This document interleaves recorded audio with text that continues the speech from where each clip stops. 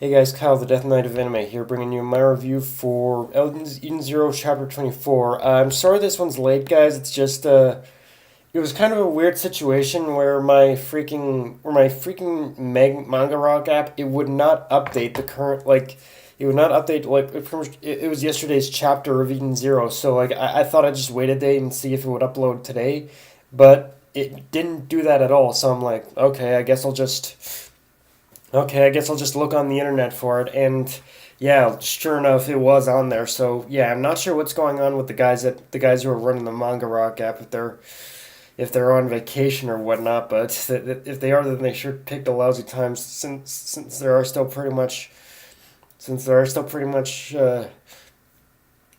chapters that are being released.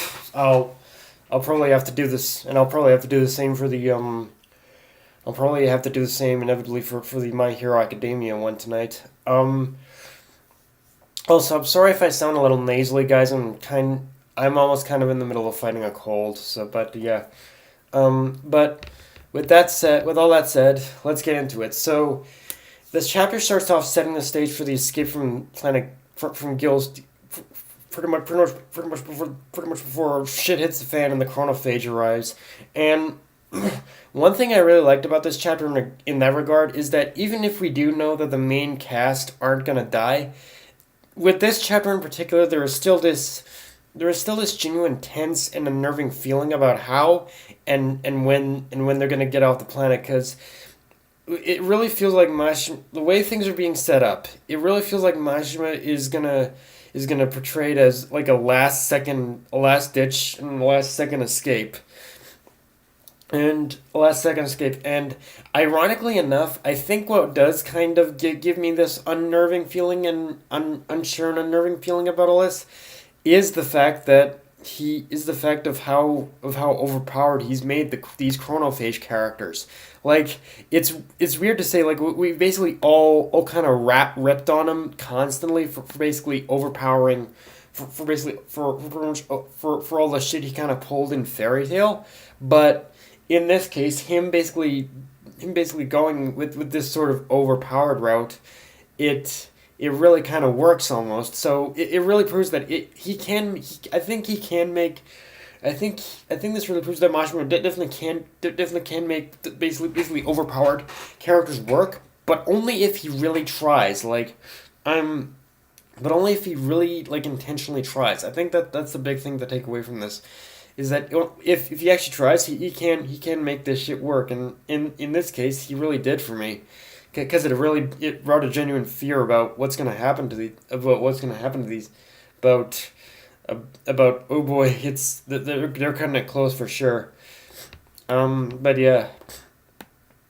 Anyway, after that, we jump back to the fight between Shiki and Jin, which is very quickly interrupted by by the leader of Rogout, whose full name we learned is pretty much is basically Sister Ivry, and she, and the thing, and what I love about her interruption is that once she interrupts the fight, she basically outright states every single problem I had with the fight, every single problem I had with the fight in the previous chapter, for, even before she pretty much even before she pretty much decides to trade places with Jean, and even before she decides to trade places with Jean, and so yeah, we basically got this fight now of Sister Ivory and Shiki going on now. Of course, of course, I do gotta say that I think this fight that because of the way that this chapter ended, this fight definitely holds a lot more weight to it for me. Cause yeah, let's talk about that ending. As you can see at the ending, we see the real Sister Ivory is hooked up to a system of mechanical tubes.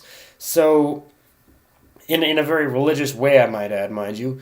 So if I had to take an educated guess as to what's going on here, I think all, I think the Sister Ivory that Shiki is facing is obviously a duplicate, and if I had to take a guess of what's going on of how this all happened, I think Sister Ivory's identification data, all of Sister Ivory's identification data except excluding her memories, was transferred to like a blank mechanical body, and that's how he got this current version of Sister Ivry, who's the leader of the Rogue Out mercenary group. And even if the blank mechanical body part of my theory isn't correct, it does look like there is still some kind of transference going on here, as it feeds into Witch's earlier comment, earlier comment in another chapter about the about with Sister Ivory's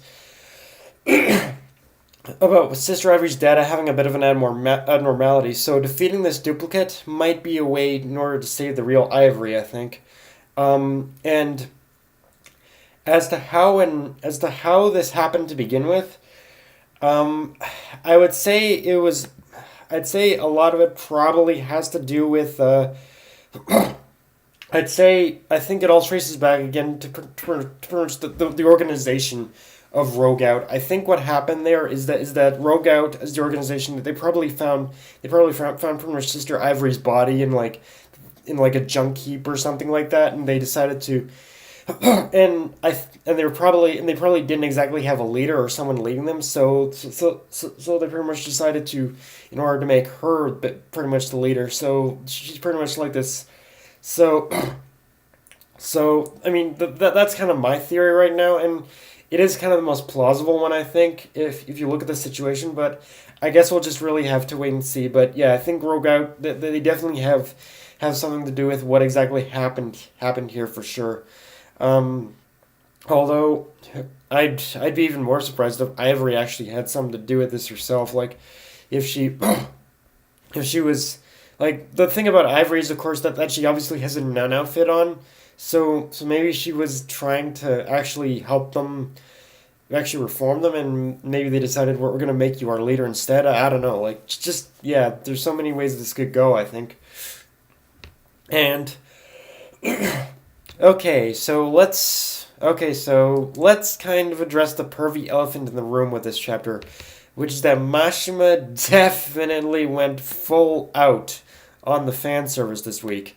And in this chapter, the first thing to mention, of course, which is the whole lingerie battle suit that Sister Ivry was hiding under her cloak, and then the Playboy cat outfit that Rebecca's wearing, which at first I thought that between the two was just the usual fan service with Mashima, but sorry, when he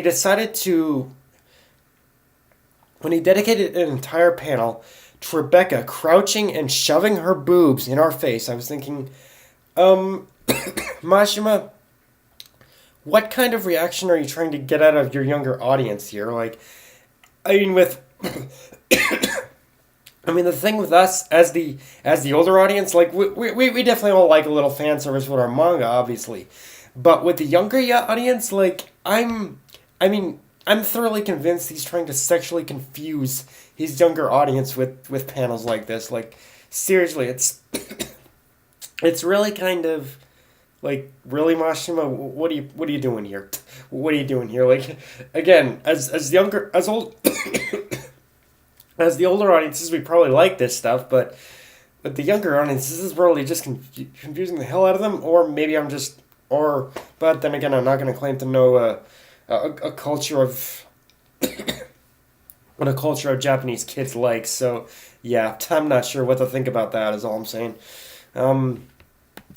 But in all seriousness, though, with Rebecca like leaving the group, it feels like Mashima is setting up for a rematch between Rebecca and Alego, or with her going back to find Copa. But at the same time, it's one of those things where I understand why Rebecca's doing it, but I'm also a little more in agreement with Pino right now, only because of what's on its way to Planet Gilst. But I do like how this is also kind of giving Pino a little more development. Like she's genuinely curious as to what. She's genuinely kind of curious. He's just genuinely kind of learning a little more here and there about what friendship really means and whatnot. So yeah, there's that.